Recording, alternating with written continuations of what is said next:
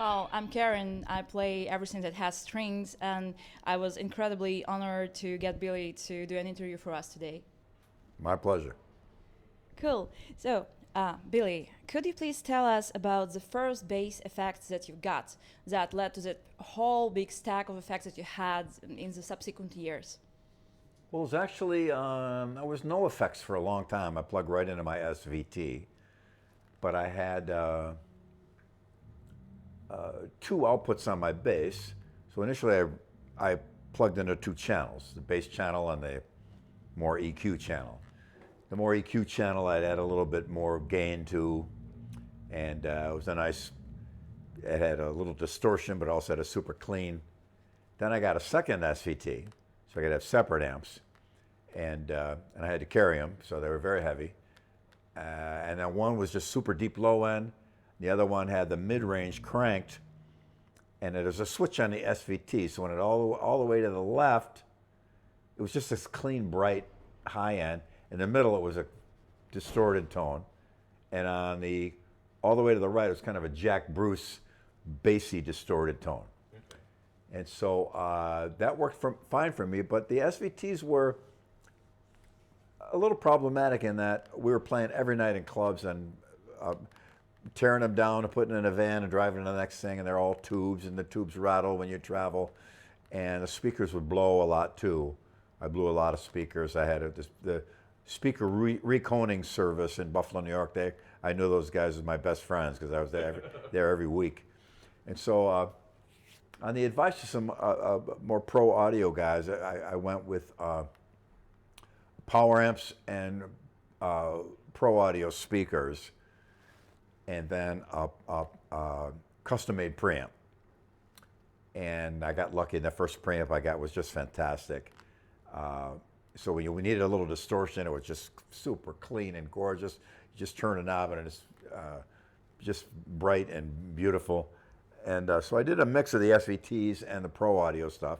And then I went with all pro audio. And it was, most of everything was built on pro audio gear. So I had pro audio compression, crossovers, custom preamps for distortion, and it went through many evolutions, but it was all pretty much the same principle. There's two signals. One is the regular P-bass pickup tone, without a lot of low frequency though, it was trimmed off.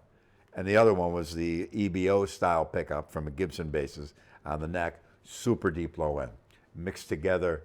That's why, and I always use the analogy, woofers and tweeters that you have in a stereo or a playback monitor in your studio. Yeah, exactly. Separating frequencies is more efficient. So that was the case. And then I think one of the first real effects I bought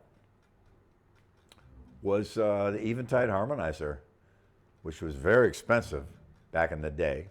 This is when they first came out. Funny enough, we were going to ask you about Eventide a little bit later. Yeah, yeah, it was an amazing device. And I had the control voltage keyboard, so you could play a note and then play a line on keyboard. And I still have it. I still have that in my studio. So that was one of the first. And then from there wasn't really so much effects as there was specialized gain and distortion. Yeah. And for years I had one little pedal, distortion on, distortion off. What was it? Just a switch for the switching preamps between a clean one and a distorted one. Yeah. And so I remember on the Eat 'em and Smile tour, Steve Vai was experimenting. He had this pedal board. It was gigantic. And every time it would lose power, it would erase. You had to reprogram it again. So they had to reprogram it like 3 or 4 times a day. So I look over at Steve's side of the stage, and they're all running around with cables and fixing and reprogramming. And me and my tech, Jimbo, we had a little drink with an umbrella and over there. How are you guys doing over there? And so all they had to worry about was one switch. Very, very simple. So, but it was interesting to see the evolution of it since then. Then I went back to MPEG for a while, but still used some of my outboard gear, but they made an SVT4 Pro when Ampeg was being made in America by St. Louis Music, which is an all-in-one amp. It had great compression, it had a built-in crossover, You turn it up, input all the way, and it sings. Back it off a little bit, it's super clean and smooth. So I used those for a while, but then I went back to pro audio stuff, and I'm here today. As you mod your gear a lot, was there ever like a complete disaster that came out of modding something? Or maybe there was some kind of happy accident where something should not have worked, but it worked beautifully? Yeah, there's a lot of that. When my first preamp was made, it was made out of an Ashley audio input module from one of their mixing consoles. And so it had gain, bass, middle, treble, output. They built a crossover in, no compression, and it sang like a bird. The distortion was just glorious. You'd hold a note, you could hear 3 harmonics of like a full chord of delicious, gorgeous, beautiful, sweet distortion. And then it stopped working, and we didn't know why. Turns out that Raytheon made these quad op amp chips, which were the basis of its structure, and they were contaminated. And that's why it sounded so amazing. So it was just 1 in a million chance that it would be that way. So we tried to replace it, and they sent out a notice to all the companies using it. We apologized, but we had a run of bad chips. We never got it to sound like that again. And so I was in hell for a while. So I got a Furman PQ3, which is a parametric equalizer and preamp. And that had dual op amps, a lot of them. And so if I cranked the EQ stages, I could get pretty good distortion, but I needed an external crossover. So my brother was really good at electronics, and he built sockets onto the board so I could replace the ICs. And once in a while it wouldn't sound right, so I just juggle them around. Oh, and there it is again. We get the same sound back again. That was hellish for years. I didn't even bother to screw the top of the preamp back in. I would tape it because I had to take it off every night. It was a real pain in the neck. And then Dan Pierce came along in Buffalo and made the Pierce preamp. I tried it. I go, really great, but it just needs a little more gain. So he added a gain stage. And I remember I took it on tour with me on the Van Halen tour in 1980. And it was in the rack, and I just wasn't using it. And I got home, because I was so discouraged by then, I didn't even try it when I got it back from Dan. And I was in a little rehearsal hall, and sure enough, I'll try the Pierce. Perfect, and it's been perfect ever since. It's just a great, great preamp. And now it's modeled into the Helix, that exact same preamp. They modeled that for the Helix software. And so if you buy the Helix, you get my Pierce preamp. Yeah, so Karen was telling me about that. I thought that was legendary.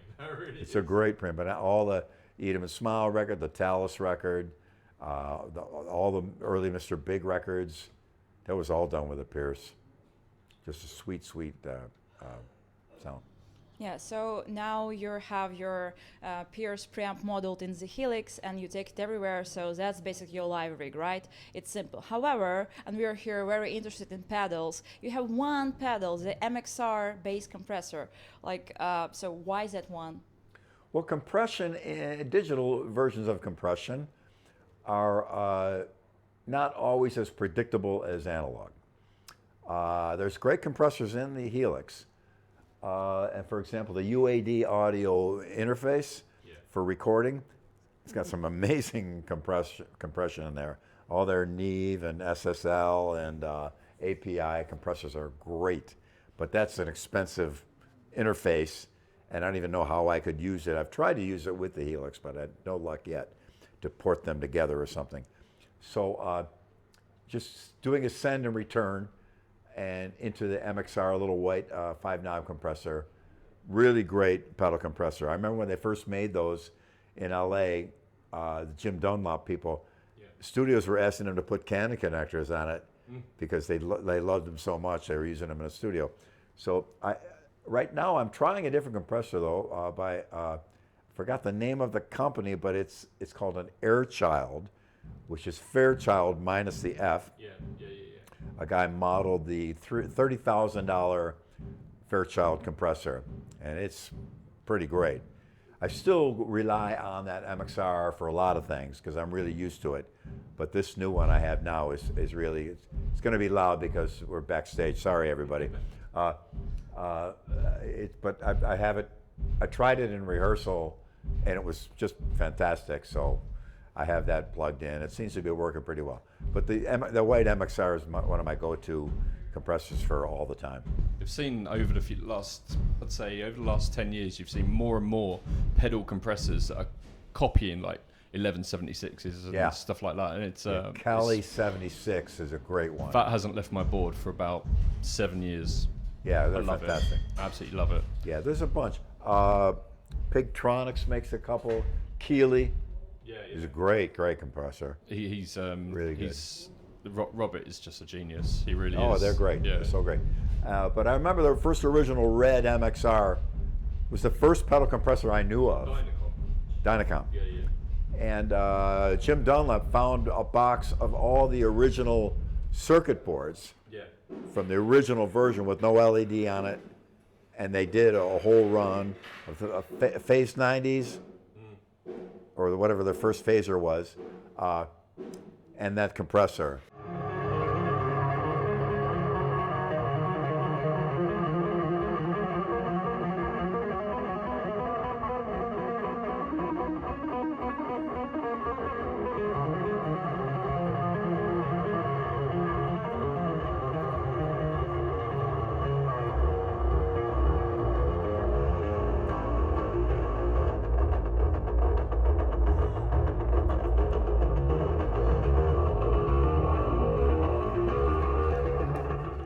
And I learned about compression from plugging my bass into a compressor and plugging that into my home stereo.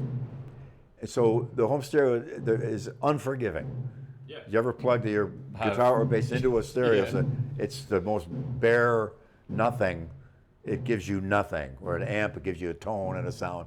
And so parametric EQs and compression and the harmonizer, which I mentioned already, were plugged into my little home stereo. And I would go through every knob and what they were doing and what they did. And it was a great learning experience. It's like plugging into directly into a power amp. Yeah. You'll get a little sound. You need a preamp to get enough sound and tone shaping. But plugging right into a power amp, there's nothing. And it's not going to give you any push or any feel at all. No. You know, and you want that when you're reproducing sound, it's program material or CD or audio in a mix, but for instrument you kind of need something from that amp. Some guys, I do know some guys though that it just will plug directly in and that's their sound, which is amazing. And I remember hearing a couple of great bass players recorded direct, and it was really great. But I could hear them fighting, just trying to get some pushback from the amp, and it wasn't there. Pretty interesting. Cool. Yeah, but speaking of power amps, so you're using hardkey amps, and you still do, but however, on this leg of the tour from Mr. Big, the Big Farewell Tour, I see that you also have to Ampeg power amps on stage. So why is it change? Well, Hartke went through a big change. I think the company got bought. And so I had 2 Hartke amps fail. So I needed 2 more to tour with, and they didn't have any stock. So the kind folks of Yamaha were kind enough to send me 2 Ampegs. And they're great, Class D. They're 1,200 watts though, so it's really powerful. So I'm not sure what's going to happen with Hartke, whether they're going to survive being bought out, and so I'm waiting to see what's happening with them. I didn't hear about that. That's news to me, to be honest. Yeah. You didn't hear about what? Hartke being bought out. Yeah. Yeah. Yeah. They all the their stores. What's the name of their store? Sam Ash. Oh yeah. Those are all gone. Yeah. They're all gone. So they still do they probably still do mail order and internet sales.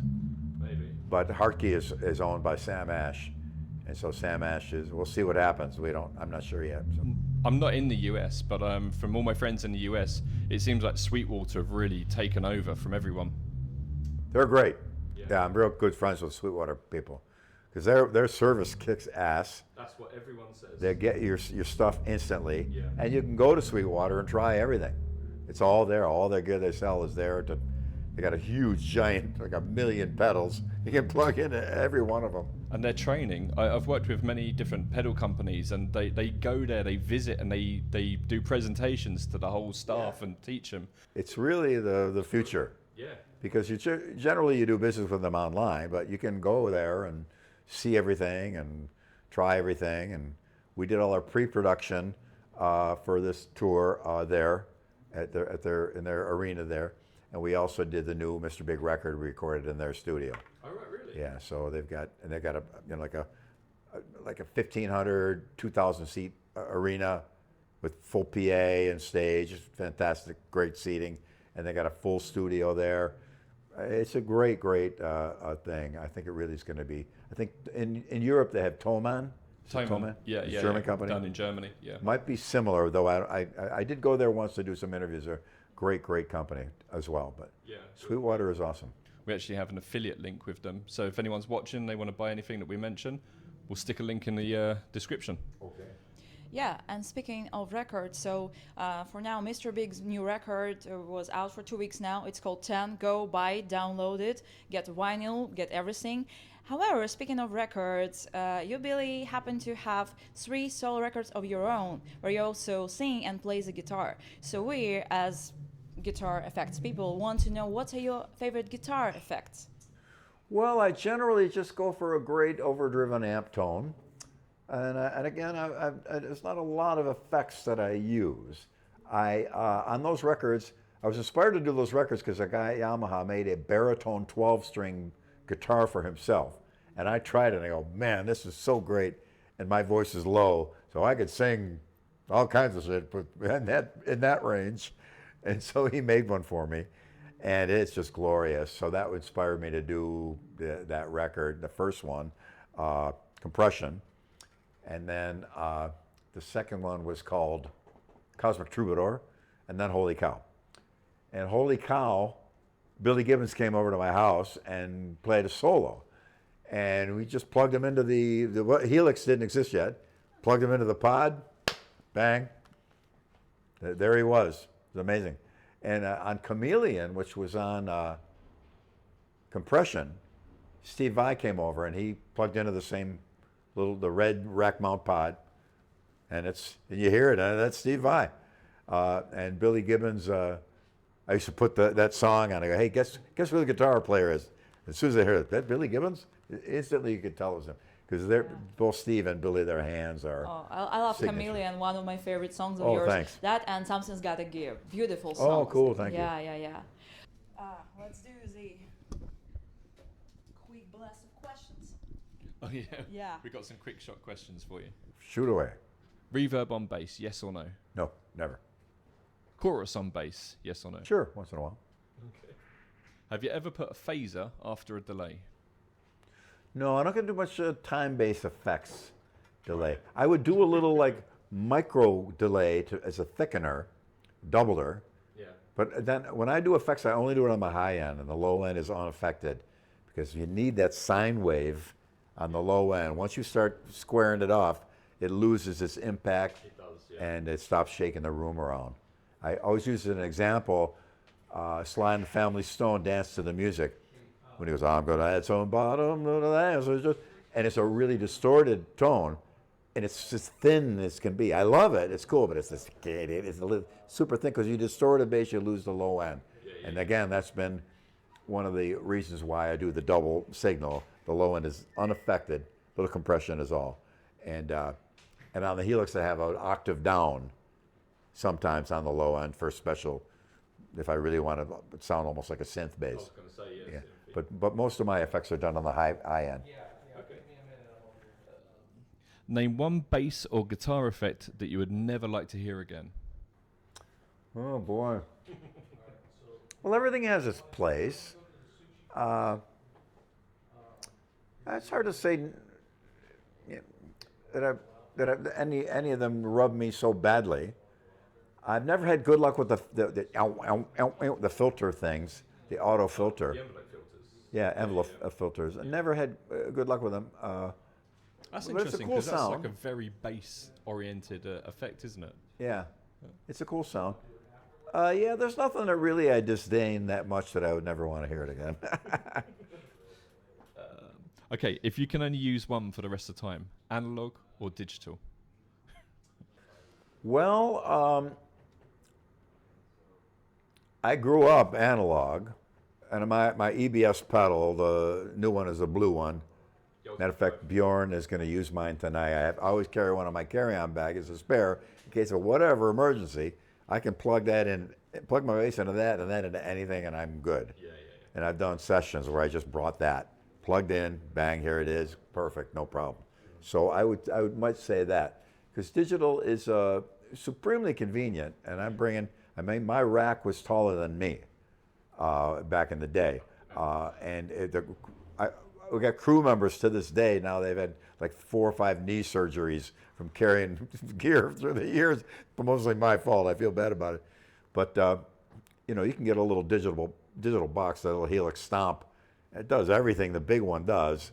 Not quite as elaborate, but it's got the same sounds. The only thing that doesn't do is the amount of processing power. Exactly. Yeah. But you can get 2 of them. Yeah. And you're still smaller than the regular. So. Yeah. But yeah, it's I'd probably just that little EBS pedal. That's one I can take that and my little MXR compressor, or the new Airchild, and do just about anything.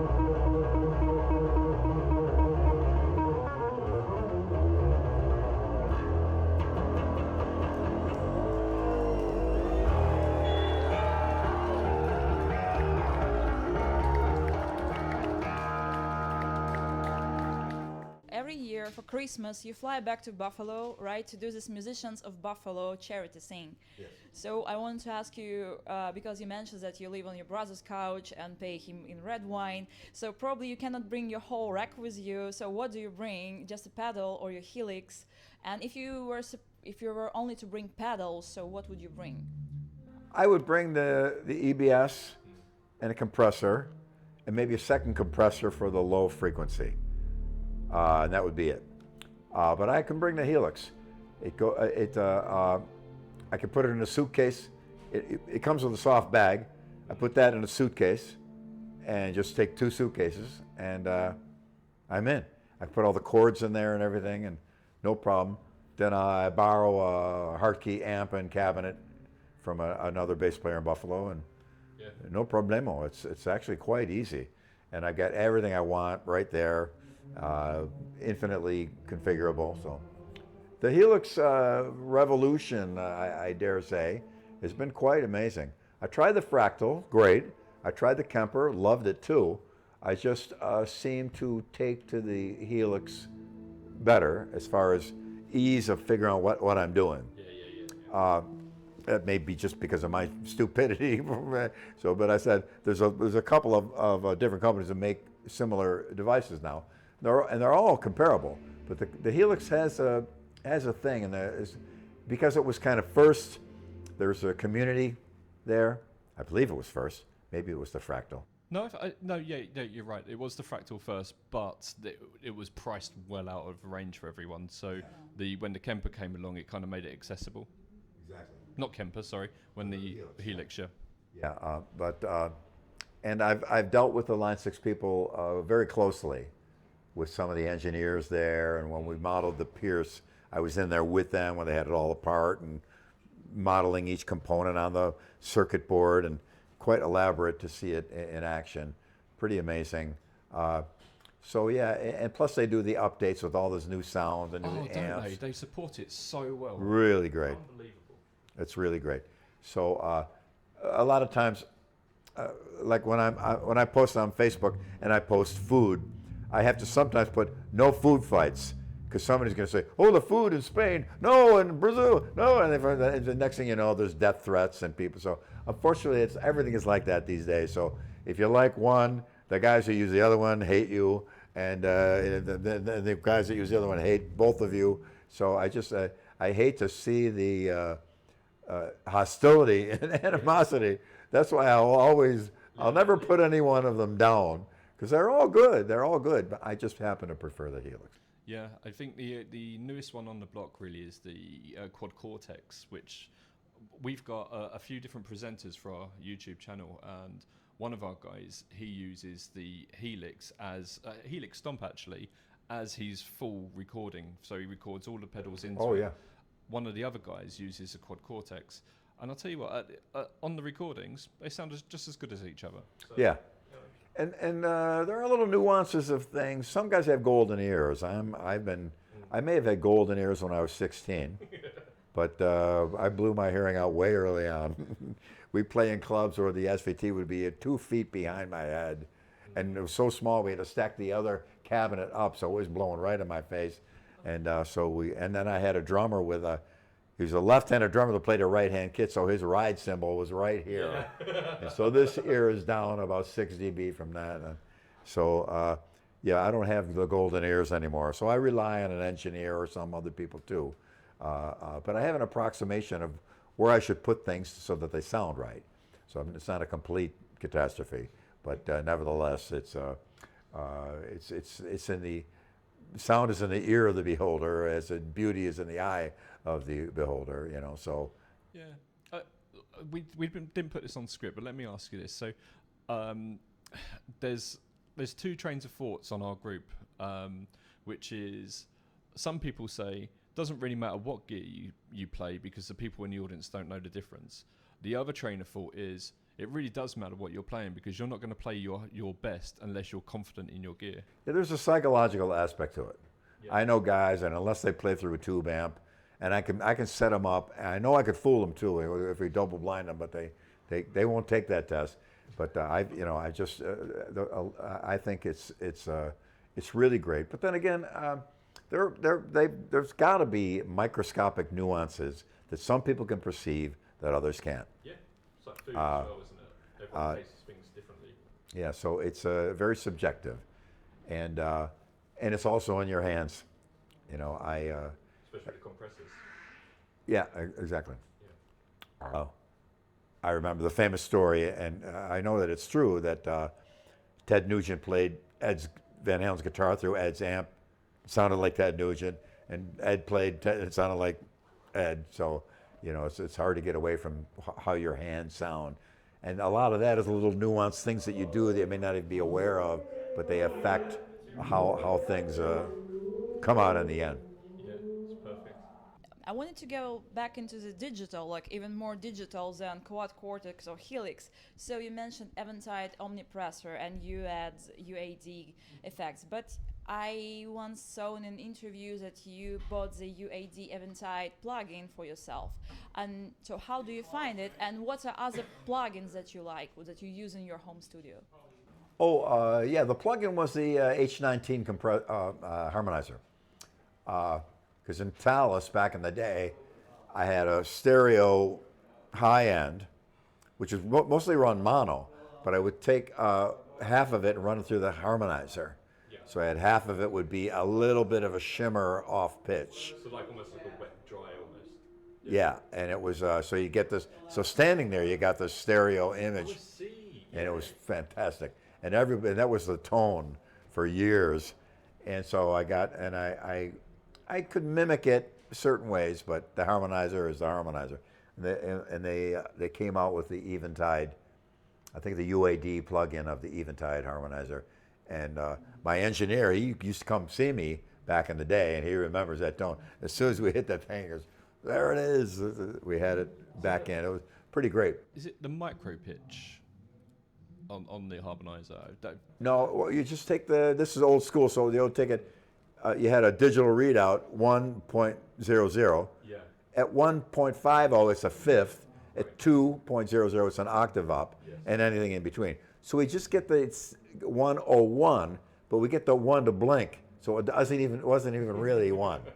So you'd have that one shimmering blinking, because any more, and then we get a little bit too chorusy for me. Yeah. So we get this one little kind of a blinky thing. And once in a while, I would turn that off and just use it as a couple of milliseconds delay between the two. You'd still get that. They'd still feel like they were 20 feet wide, even though it was only a couple feet wide. Yeah, so they brought out a H90 recently, which is like the step up from the H9.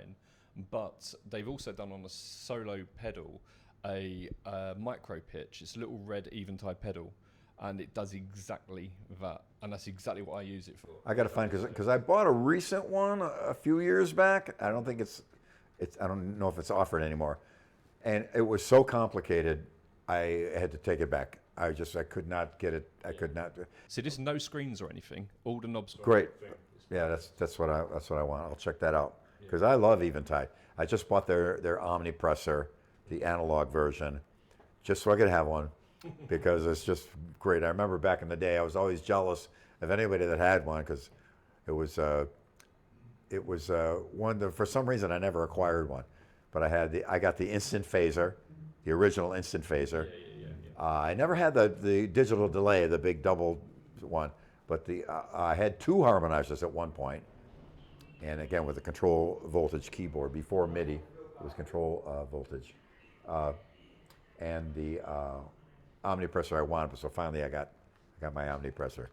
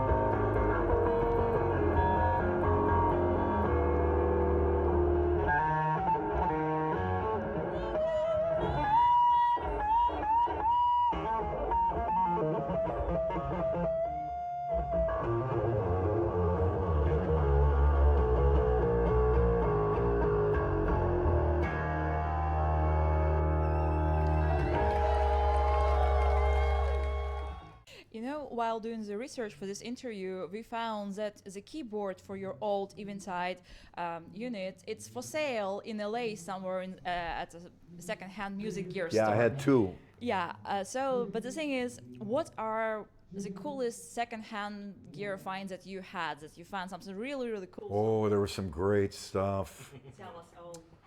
I lost a lot of stuff too. I don't know what happened. There was a mix-up at the rehearsal or the storage place. And at my original preamp I told you about, I still had that in pieces. I was going to have that refurbished and try to do it again. It's gone though. Oh no. A couple of PQ3s. My original PQ3s are gone from Furman. And the first one I had was a different design inside. It was a separate little circuit board for the initial gain stage. Later on they put it all on one board. And that one just sounded amazing. I think Dimebag Darrell also was a guy who used that PQ3 for a guitar. I remember reading that. There was a stereo vibrato built by a guy in Buffalo, amazing guitarist named John Weitz. Played a band called Raven, not the heavy metal Raven, but Buffalo Raven. It was the Buffalo Sound, this band. Just a great singer. Gary Malaber was a singer.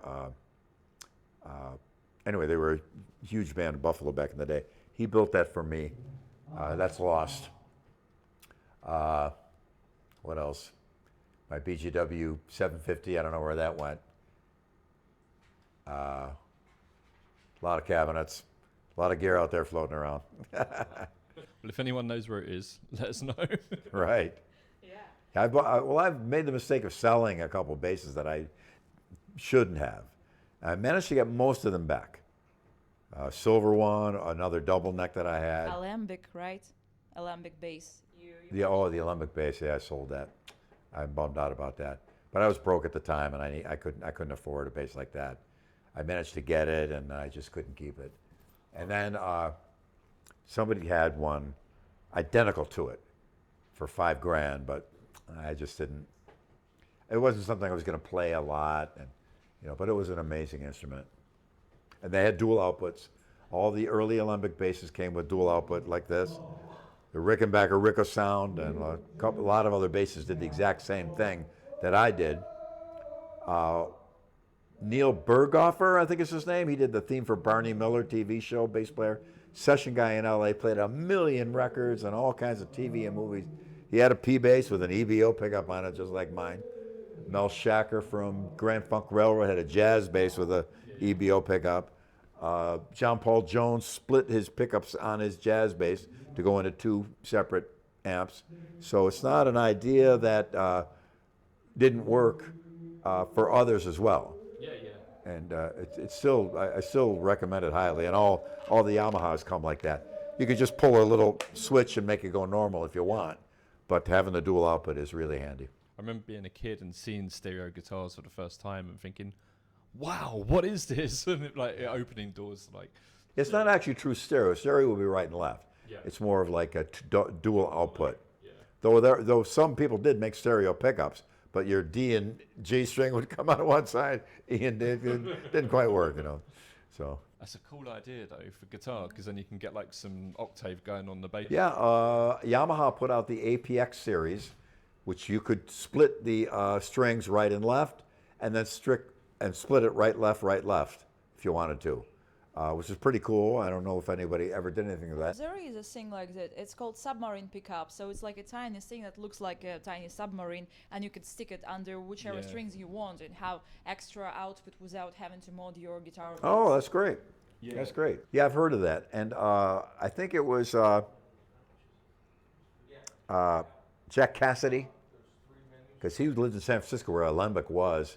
I'm not sure if they did this for him or not, but I think he had a rig that was an amp for every string, 4 output. Either him or was the bass player for Grateful Dead, because Alembic was also a sound system company, and they did the sound for the Grateful Dead.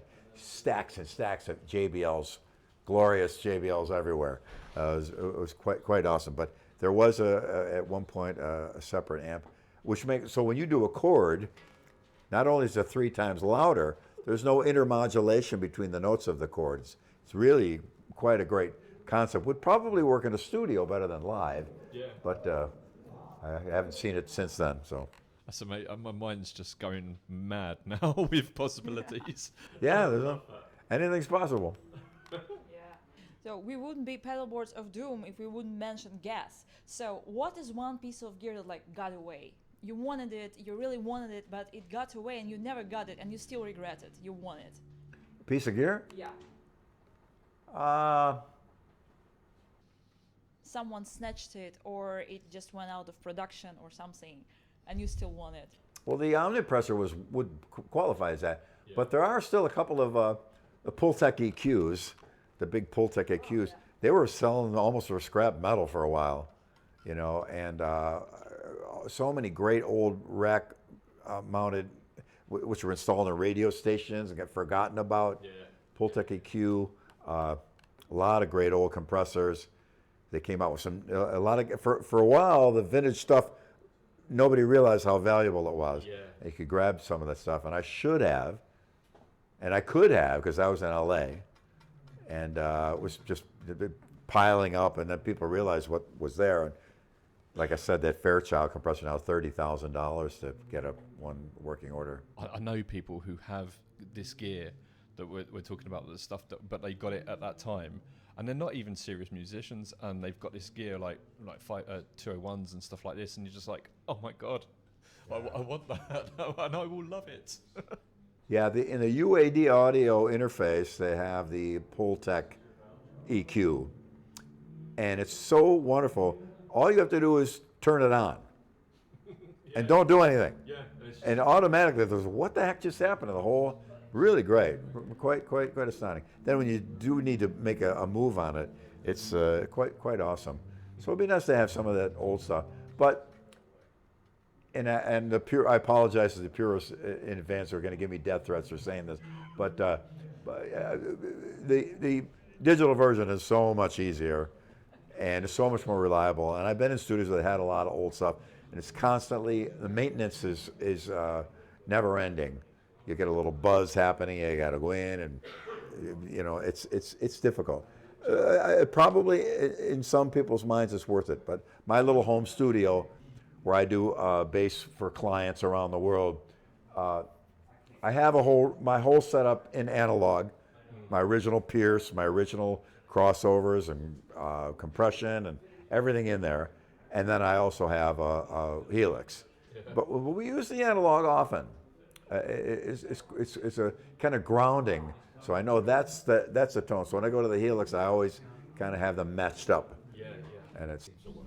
I've resisted the analog thing for so many years, and over the last 2 to 3 years, I swear it's happening in the nighttime when I'm not looking, but my board has just turned to mainly digital, and I'm like, what's going on? It is a convenience, though. That's what. It is super convenient. Well, the Class D power amps I'm using now that were Harkey, and the two I have from Ampic as well. There's a big controversy in there for, the sound, there's no low end, and you can't this, and they weigh 7 pounds. Yeah. So turn it up louder and turn the bass up. There's a way around it. So sometimes, and again, for production value, I've made compromises on purpose because my crew is hard working and stuff weighs a ton, or if I bring old vintage amps out, they're always breaking down. Problems with tubes and rattles, and so it's just in most bands we see a big wall of Marshalls. I know a couple of huge bands behind them is the Helix or the Kemper or the Fractal, and that's all there's to it. And as a matter of fact, I sat around in Nashville. It was an event, and a couple of really big producer guys and a couple other guys from other bands were all talking there, and everybody said they hadn't put a mic in front of a cabinet in 5 years. Yeah. It just doesn't happen. Do you know the company Victory, the amp company? Yeah. So they started making these V4 preamps, and then they started putting Class D power amps in them. So you've got the full amp. And what I do on my board is I've literally got a wet, dry, wet system going on my bloody pedal board. It's not huge, and it's valve on my pedal board. Yeah. You think you wanted to run a wet, dry, wet rig 15 years ago, it would be the size of the wall behind me. Yeah, it's super convenient now and easy. Though I will always give the golden ear people their due. Yeah. And that's very important we have those people. I was friends back in the day with a guy named Mick Gazowski, legendary ears. He worked on some of the Barbra Streisand records, and he built a preamp for me at one point back in the day. And he's one of the most legendary golden ear people in the biz. Yeah. And I'm sure he could tell. Yeah. I think there's a famous story, I think it might have been Capitol Records or A&M Records, where he went into the main studio as a younger guy, and they were showing him the amazing sound system, and he goes, "It's out of phase." It couldn't be. It couldn't be. It was out of phase. A section of it was out of phase. He could hear it. And I'm super sensitive to out of phase. Yeah. Whenever I hear it, I lose my balance. So that's a natural phase detector. So that's good to know. There's a company in New York, just outside of New York, called Analog Alien.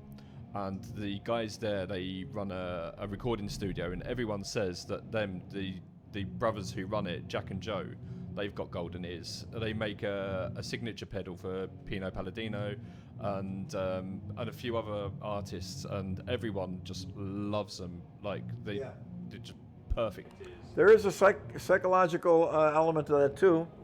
A golden ear guy says it's great. That sounds good to everybody then. Yeah. But again, I think there is certainly something to You know, there are no two things alike under the sun, moon, and stars. Not even two molecules of the same element would be the same because the electrons would be in different spot of rotation. Nothing is the same. So the amount of variation you can have from this string to your ear is infinite. Billy, what is the next piece of gear you want to buy? Coral electric sitar. They just came out with a new version of it. Really? It's got a better bridge. And I never had one. And they sound a little boinky to me. I played one because Rory Gallagher, he played Philby, a couple of other songs, and he bought one because I believe instead of renting one, it was cheaper for him to buy one, and so he got one, so I got to play one in Germany. So go ahead, it's a really fun thing to have. Yeah, they're pretty cool. So that's one thing I'm going to get. Yamaha is maybe making me a 12-string version of the Attitude, but I haven't had much news on it lately. I'm not sure. And I've got Doug Pinnock just sent me one of his 12-string basses. Amazing, so great. It writes songs for you. You just play it, and well, there's a song right there. Other than that, not too much like a vintage or anything like that. I've got an old Mesa Boogie at home. I got an old Fender. Yeah, there's not too much on my wish list. I've been through so much gear through the years. But there's a couple of, I see things here and there. One thing I wish I could find is the Maestro ring modulator. Okay, you heard it, people. If you have it, write Billy. He wants one. I know John Lord from Deep Purple used it. Yeah. That ascending sine wave in Woman from Tokyo is that. At the beginning. That's a Maestro ring modulator. But the knobs break off easy, so you can't find one with knobs. But I had one. Again, I don't know why I got rid of it. It's cool. As an effect, it's crazy. Well, we've got 150,000 members, 160,000 now, 160, isn't it? yeah. So cool, hey man. One is. Ring modulator. Okay, it's been great. Thank you so much for nerding out with us. My pleasure. Sorry about all the background noise, but this we're is looking forward to seeing the show. Yeah, I'm really looking forward to the gig. Great. Yeah, my hands are in good shape. I've been playing now a long time, and great calluses. And I'm starting to get veins back in my forearms, so I'm having my strength is there. So it makes a lot of difference in the sound of the amp too, because many times I'll be playing in the beginning of a tour and adjusting. It's not the amp. Yeah, I gotta get back up to speed. Yeah. That's very true.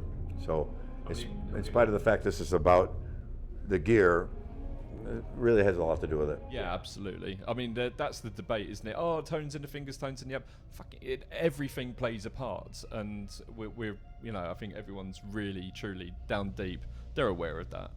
Yeah, my advice is always only change one thing at a time too. Yeah. A lot of guys come in and they go, "Oh, I got a new chord and I plug it into the thing and it goes to the speaker cabinet." I go, "Well, how do you know?" And back in the day, we played like hundreds and hundreds and hundreds of gigs, the exact same setup. Yeah. And you change one thing and you'd notice a lot of differences, even the cabling and different preamp tube or something like that. So it's very important to me to not change a lot of things. Yeah, I would change very little and very seldom. Yeah. Thank you, Billy. Thank you so much. All right. Thank you.